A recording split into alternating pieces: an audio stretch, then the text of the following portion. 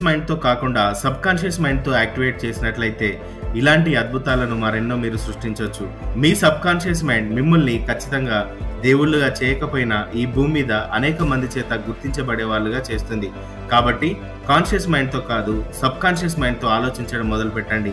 మీ subconscious మైండ్‌ని active చేసుకోవాలి అనుకుంటే అరుణ్ గిక్స్ తెలుగు ఛానల్‌లో ఇవ్వబడిన నెంబర్‌కి వాట్సాప్‌లో మీరు మెసేజ్ చేయండి. సబ్‌కాన్షియస్ మైండ్ ప్రోగ్రామ్‌ని మీకోసం మేము కనెక్ట్ చేస్తాము. చూశారు కదా, అంటే మన యొక్క మెదడును సరిగ్గా ఉపయోగించుకుంటే దాదాపుగా 10,000 కిలోమీటర్ల దూరంలో ఉన్న వ్యక్తిని కూడా మనం ప్రభావితం చేయొచ్చు. మన బ్రెయిన్ లో మనం ఎంతవరకు యూజ్ చేస్తున్నాం అనేదే మన సక్సెస్ కి కారణమవుతుంది. ఇవన్నీ కూడా మన యొక్క క్రమశిక్షణను బట్టి, మన అలవాట్లను బట్టి మన యొక్క బ్రెయిన్ పనిచేయడం మొదలు పెడుతుంది. మీ సమయాన్ని ఎక్కువగా మీరు మొబైల్ ఫోన్, టీవీతో యూజ్ చేస్తున్నట్లయితే మీ బ్రెయిన్ ఇంకా నిద్రావస్థలోకే వెళ్తుంది. కాబట్టి మిమ్మల్ని మీరు నిరంతరం యాక్టివ్గా ఉంచుకోనండి.